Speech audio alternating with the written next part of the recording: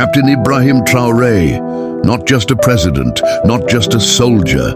He is the storm they never saw coming. He is the fire they cannot put out, and he is the fear they cannot silence. At just 36, he commands like a general of destiny.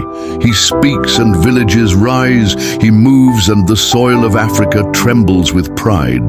Because for the first time in a long time, Burkina Faso is not bowing. It is standing, not begging, building, not waiting, waking. This young man saw what they were doing to Africa, how they bled her dry, how they wrapped her in chains called aid, how they handed out flags but stole the future. He saw the game, and he chose to flip the board. He kicked out the French military, told the IMF, "Keep your loans, we'll make our own way." He exposed the corruption, the manipulation, the lies, and that made him dangerous. Because a young African president who refuses to kneel is more terrifying than an army. And so, the vultures began to circle. Now they spread lies. They say Captain Traore is using Burkina Faso's gold to protect himself. They paint him as greedy, selfish, paranoid. But let me ask you this. If they tried to kill you 18 times, would you walk alone? 18 assassination attempts, and not from rebels in the bushes, but from hands that wear suits in the day and pull triggers in the night. They say he is hiding, but the truth is he is surviving because they want him gone, not because he is a tyrant, but because he is free. He controls the gold, the land, the future, and he won't sign it away, so they try every tactic. Sanctions, lies, disinformation, the same script they used on Lumumba, on Sankara, on Gaddafi. Destabilize, demonize, destroy. But this time we are watching, and this time the story will not be written by CNN, it will be written by us. But what's worse than enemies? Silence from supposed friends. Burkina Faso asked South Africa for help. Security support, just protection. And what did they say? Nothing. They turned away. They left a brother to burn. Imagine one African leader asking another for help, and he's met with closed doors. But when France calls, they send soldiers before sunrise. This is the curse of Africa, the betrayal of blood. We march when Paris tells us, but we mute our feet when our brothers cry. And still Traore does not curse. He does not complain. He builds with what he has, with who he has, with courage most men only dream of. This is not just about Burkina Faso. This is about Africa's dignity, about proving that we don't need to kneel to build, that we don't need their approval to rise. France has now funded marches against him. Fake protests, paid crowds, imported outrage. They want the world to think his people hate him, but they do not. They love him because he is the first in decades who looks them in the eye and says, "This is your land, your gold, your power." The West is panicking, not because Traore is dangerous, but because he is effective. And effective black leadership has always terrified them. They send spies, they spread rumors, they create chaos, but he does not bend.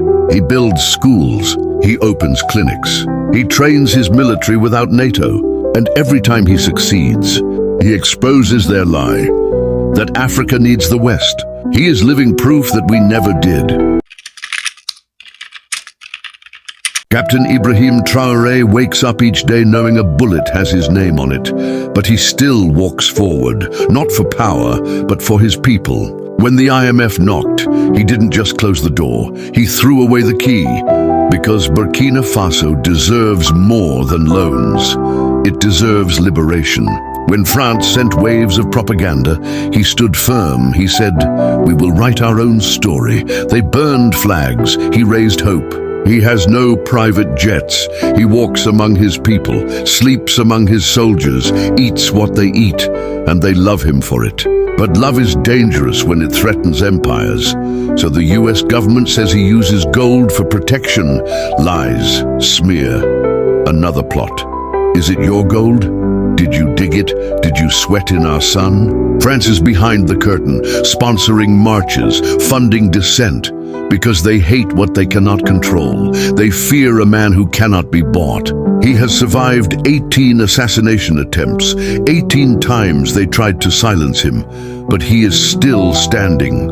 stronger, louder, more dangerous to oppression than ever. South Africa's GNU rejected his request for help.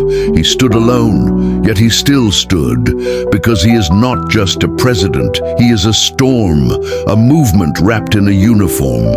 His speeches don't beg, they roar. He calls out imperialism by name. He doesn't flinch, he doesn't bow. He speaks, and the walls of neo-colonialism shake.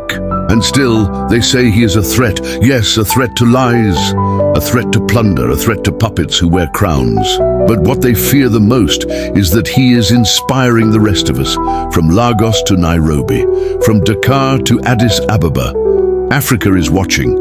Africa is waking. He is teaching us that we don't need aid. We need courage. We don't need charity. We need character. And the youth, they are listening, they are rising. They are posting his quotes, wearing his face, chanting his name. And now they plan more lies, more smear, more puppets in our media to say he is unstable, to say he is violent, to say he is corrupt. But the people know the truth. They feel it in their bones. They feel it every time a child sleeps with a full belly, every time a school gets clean water, every time a farmer keeps his land. So now we say, Captain Ibrahim Traore must be protected. He is not just a leader, he is a line in the sand.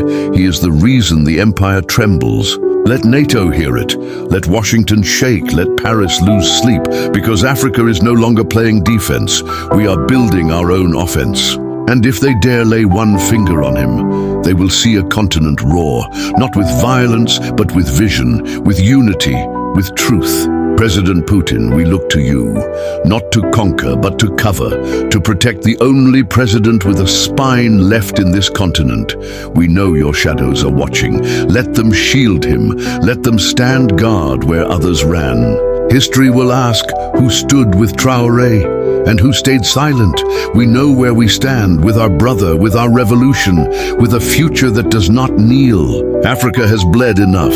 We have begged enough. We have buried too many dreams.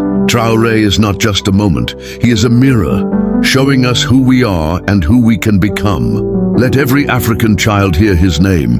Let every elder pray for him.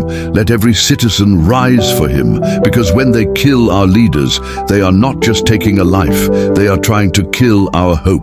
But this time, hope fights back. Hope wears a uniform. Hope has a name, Captain Ibrahim Traore. Now tell me, you really scrolled all the way here and haven't hit that like button and subscribed yet. Common, do it for Africa. Do it for Traore.